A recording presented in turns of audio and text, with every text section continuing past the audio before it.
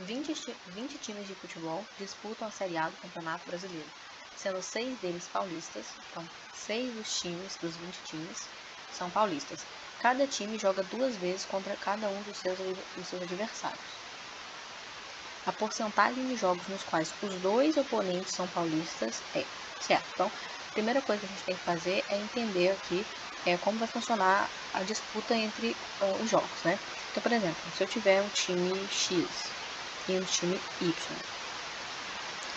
quando eles forem jogar, vão existir 2 jogos. Vai ser o X vezes o Y, ou seja, vai ser na casa do estádio do X, e também pode ser o Y vezes o X, e aí vai ser na casa do Y. Ou seja, são jogos distintos, né, pessoal? Por exemplo, se aqui fosse, sei lá, o Flamengo e o Atlético. Não sei se vocês entendem de futebol, mas se fosse Flamengo vezes Atlético, esse jogo aqui seria no Maracanã e esse jogo aqui seria no Mineirão, por exemplo. Ou seja, são jogos diferentes, que acontecerão de maneiras distintas. Um acontecerá num dia, outro no outro, será em outro estádio, então assim, não é a mesma coisa.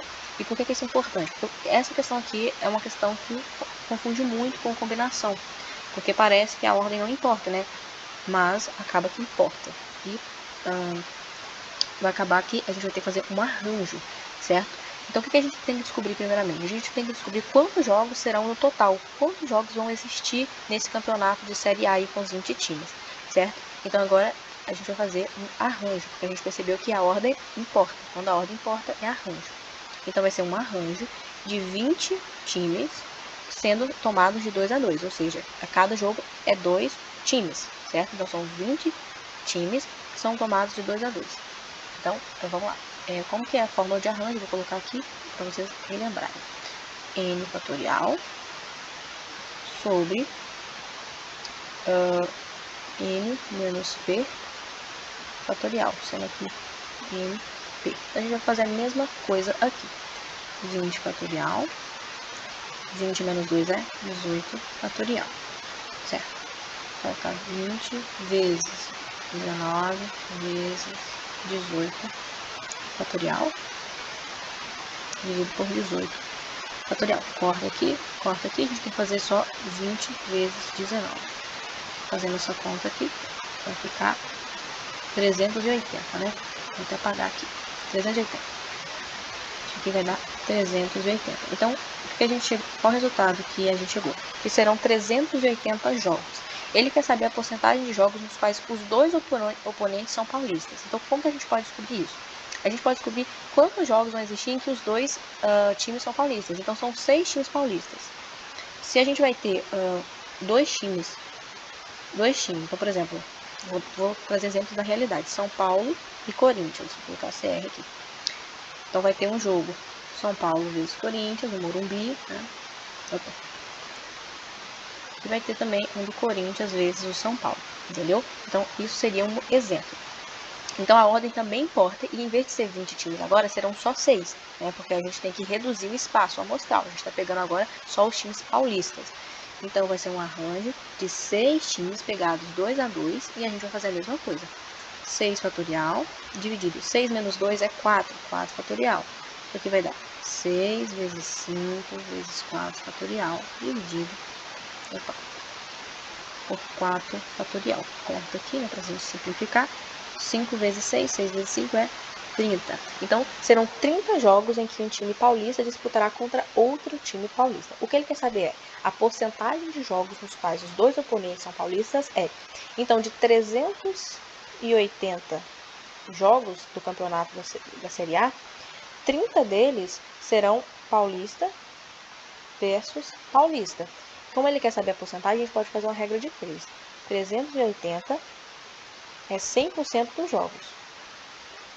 30, eu quero saber, né? É X%. Então, 30 jogos representa X% do total. Aí a gente faz aqui a multiplicação cruzada. Vai ficar 30 vezes 100 dividido por 30. 38 não, 380. Esse zero, eu posso cortar com esse zero. Vai ficar 300 dividido por 38, certo? Ok, agora eu vou fazer essa conta aqui no canto. daria pra gente tentar aproximar aqui. Porque, por exemplo, se aqui fosse, em vez de 38, fosse 30, seria 10, né? 10%, certo? Só que como é mais, como esse denominador aqui é maior que 30, não tem como ser maior que 10%, certo? Então, essas três aqui a gente já descartaria, dá pra entender? Porque 10% seria se o denominador fosse 30. Como ele é 38, a gente vai ter que dividir 300 por mais, então não tem como ser mais que 10%. Então, essas três aqui, ó, a gente já descarta, certo? Aí, o que acontece? Para dar 7, a gente poderia colocar aqui 20... Não, é melhor fazer a conta mesmo, porque vai ficar um pouco confuso eu fazer de cabeça aqui.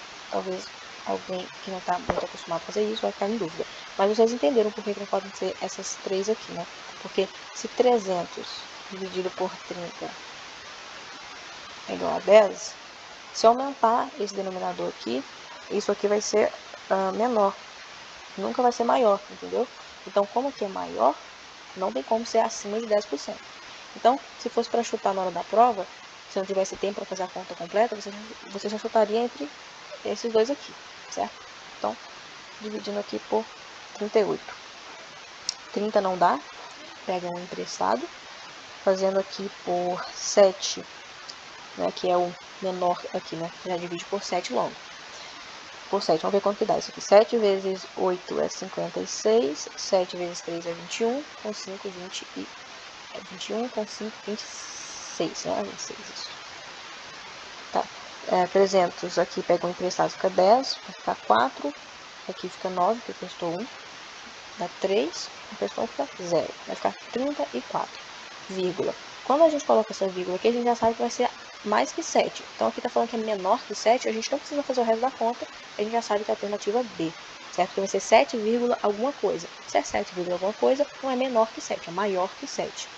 Então, é só recapitulando aqui. Por que não pode ser nenhuma dessas três? Eu acho importante aprender a fazer esse tipo de cálculo mental, que ajuda na hora da prova. Então, 300 dividido por 38. 300 dividido por 38 é menor que 300 dividido por 10. Por 10 não, por 30, certo? Então, 300 dividido por 38 é menor que 10%, entendeu? Então, aí já não poderia ser maior que 10, maior que 13, maior que 16, não. Essas três já seriam canceladas. Então, ficaria entre essas duas primeiras. E aí, para você saber, é só você dividir o 300 dividido por 38, você já coloca 7 aqui, vai dar 266, vai restar 34, você vai ter com a vírgula. Se você ter com a vírgula, é porque vai ser maior que 7. Então, não pode ser a alternativa A. Esse tipo de cálculo você faria na hora da prova, você não precisaria fazer todo o cálculo, fazer cada número após a vírgula, que é um desperdício de tempo. Então, alternativa B, certo? E é isso. Essa questão complicada dela é confundir aqui o arranjo, né? Porque depois que você descobre que é um arranjo, que eu acho bem sacanagem, assim, dependendo se a pessoa não conhece muito de futebol, fica até mais difícil. Ela não vai saber que essa diferença de um ser na casa de um time, o outro ser na outra, acho que é bem complicado nesse quesito. De achar que um time A vezes um time B é a mesma coisa que um time B vezes um time A. Eu acho que a complicação dessa questão seria isso. Mas depois que você descobre que é um arranjo, fica mais fácil. Mas mesmo assim, eu acho que sei lá, isso aqui de ser um arranjo, eu achei bem complicada a questão. Acho que a parte mais complicada é essa. Mas é uma questão boa para você treinar também, se você está conseguindo identificar quando é um arranjo e quando é uma combinação. Mas mesmo assim, eu acho que é uma questão que pegou muita gente devido a isso. Muita gente fez combinação ao invés de arranjo e acabou errando a questão. Mas é isso, gente. Espero que vocês tenham gostado do vídeo.